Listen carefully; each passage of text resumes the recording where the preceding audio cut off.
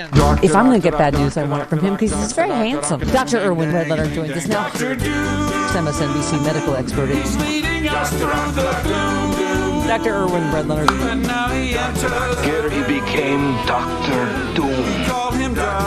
Dr. Irwin Redlenner is the founding director of the National Center for Disaster Preparedness and senior research scholar. Dr. Doom. Good morning, Dr. Doom. It's your budget. It's your budget host, Stephanie Miller. Hi. Good morning, sir. You tweeted, COVID emergency declaration is over, but the disease remains with us, and doctors have learned a lot about pandemic prevention and management, the value of telemedicine, and how critical it is to understand medical vulnerabilities of older people and those with pre-existing conditions. We were talking all week. I don't know if you saw some right-wing person tweeted, just a woman in an airport in a mask and just said, do you know how stupid you look at this point and blah, blah, blah. And, thank God there were a lot of people that responded. Do you know how many people are going to visit older people? Do you know how many people are going through chemo or any number of reasons that are none of your business why someone wants to wear a mask? But it feels like that's what we're dealing with now, right? We learned lessons, but we learned lessons in sacrificing 1 million lives, a little bit more than 1 million lives. And these lessons are fine. We actually should have known all of them in terms of how do you prevent the spread of an infectious disease, especially a lethal one, what it means to be medically vulnerable, which millions upon millions of older Americans are, and people with pre-existing conditions and people with compromise of their immune system. And somebody who feels like they should wear a mask in an airport, on an airplane, in an elevator should be applauded. Thank you. It's just incredible. And, there was another article recently about this group called the Great Barrington Group, that a group of doctors, all well-educated, who actually stated publicly that we should just let everyone get COVID so we develop herd immunity, which have been lethal for another 1 million or 2 or 6 people who would have died from the disease. And the ignorance is not just among the lay public, and I'm sorry to say, embarrassed to say, there are colleagues in my own profession who have been horrible in providing misinformation to the public and to advise public, government officials like Trump and so on about what to do, which is completely wrong. I'm flying to see my 100-year-old mom with Alzheimer's tomorrow after the show, and I have perfected my around and find out eyes. Just don't even if you're in either airport, Charlotte or LA tomorrow, do not. If you see a woman with a mask, do not say anything to me, because on cue I was saying I've been doing this. I give Starbucks cards to the flight attendants and just to say thank you, just to say I'm sorry people have been such jerks to you during COVID, and I appreciate what you do, and they're always like unbelievably stunned and whatever. And so I was going to stop. I thought, all right, I've been doing that for 3 years, and my Catholic guilt kicked in, Doc, and I bought more. I'm going to give them out again tomorrow. But on cue, I don't even know what this was about. Did you see this brawl in the Chicago airport? Mm-hmm. In the airport, this was a man and a woman, both been arrested after a mass brawl broke out at Chicago O'Hare on Monday evening. Shocking footage on social media shows roughly a dozen people involved in the commotion besides the baggage carousels in Terminal 3. Several women are grappling on the floor, violently kicking each other and pulling each other's hair, while in the background several men are seen tackling each other into the carousels and throwing punches and kicks. Onlookers can be heard pleading with the participants to stop, as well as calling for security to break up the numerous fights. I still don't know what happened. Some 24-year-old woman was punched first by somebody. And again, I think a lot of this, as you know, there were thousands of incidents that were related to masking on flights. I have no idea what this was about, but it seems like, the whole COVID debate has allowed people to just think that it's okay to act like a-holes anywhere in public, right? If they don't like. Yeah, and by the way, there's more than the COVID reality. There's also the reality that we've degenerated into a society that's really, really into violence in a way that we haven't seen before. And the 600 plus mass shootings in the last couple of years is a testimony to that. And people are ready to fight. They're just ready to fight, whether it's about a mask or some Yeah. grievance or some kind of thing that used to be suppressed or held back, held in containment, have now we're now expressing ourselves with violence. And I don't know where this is going, but it's very, very uncomfortable. That was a terrible story that came out of the Chicago airport. Yeah. Why people think brawling is a response to anything in public is just amazing to me. Yeah. Um, we were saying, by the way, we know two different people that have had strokes from long COVID. I mean, the fact that people just think not only is it over, but, it never happened is sort of astounding. You said could be as many as 10 million Americans suffering from long COVID with symptoms Yeah. ranging from brain fog to cardiac issues to face blindness. There are no blood tests or specific treatments, but if you had COVID followed by weird persistent symptoms, tell your doctor.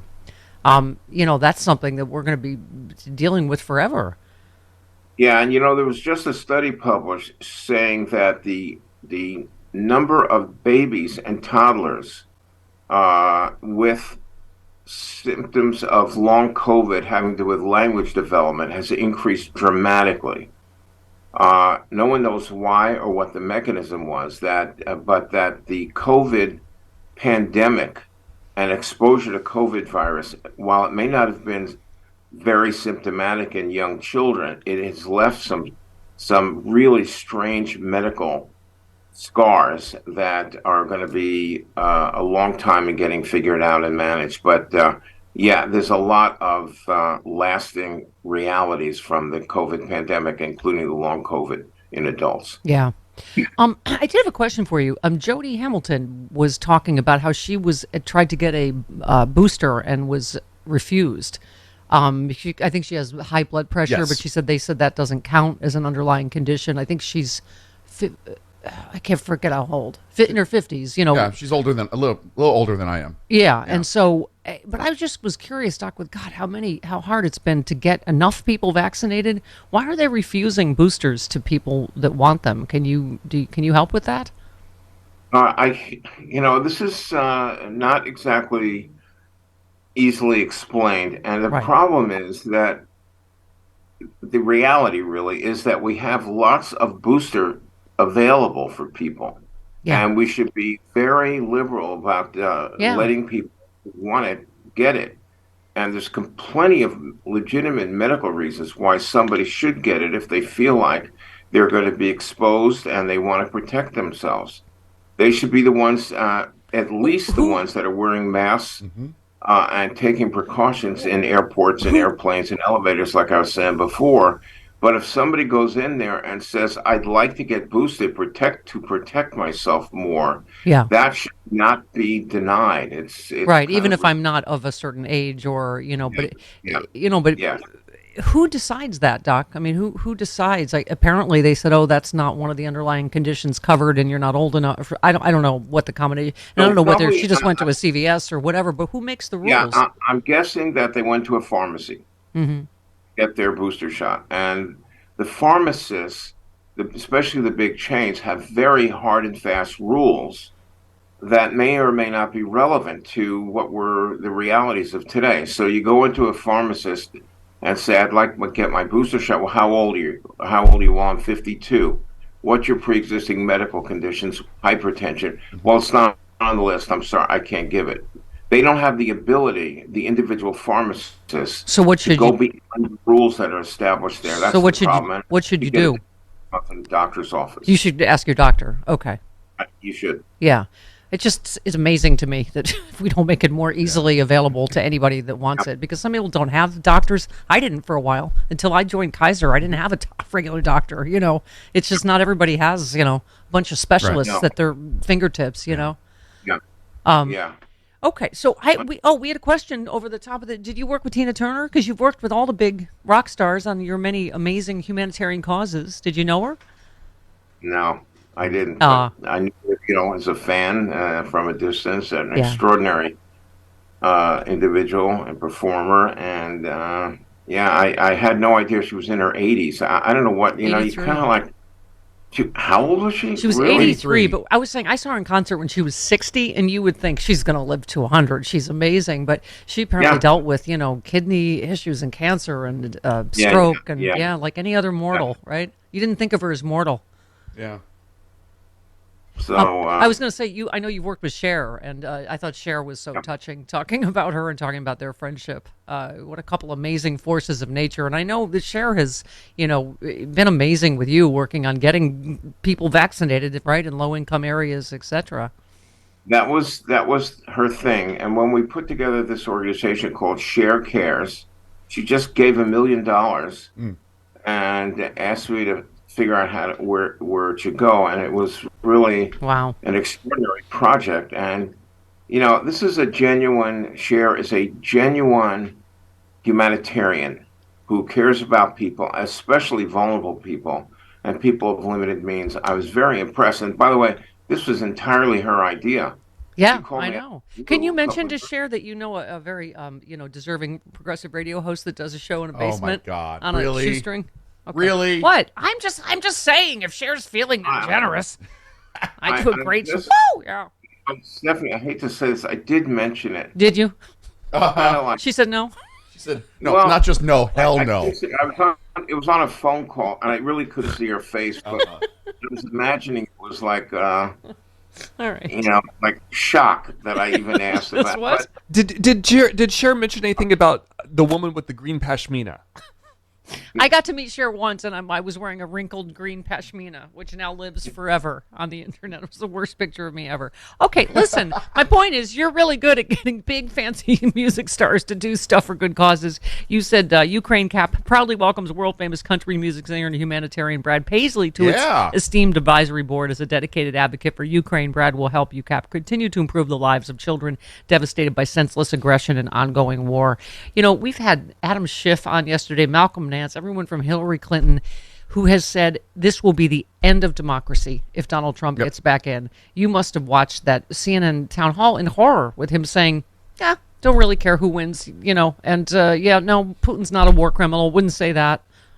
And that he would just give Ukraine to Putin if he got back in. I'm not horrified by anything that Trump says anymore. How can you be? How many times can you be horrified? Your body doesn't tolerate beyond a certain Yeah. limit of being like horrified. Yeah, it's When true. does he not say something Exactly. that's insane? Exactly. I'd be more scared if he said something soon. Yeah, I'd be like, what? Yeah. All right, Doc, we've linked, of course, to your great work at UCAP, and we love you, and we'll talk to you next week. Thanks, guys. All right, there it goes. 21 minutes after the hour. This portion of the show, whatever, Cher. Good morning, Congressman. I want to call you morning. Chairman because you will be my forever chairman. Thank you.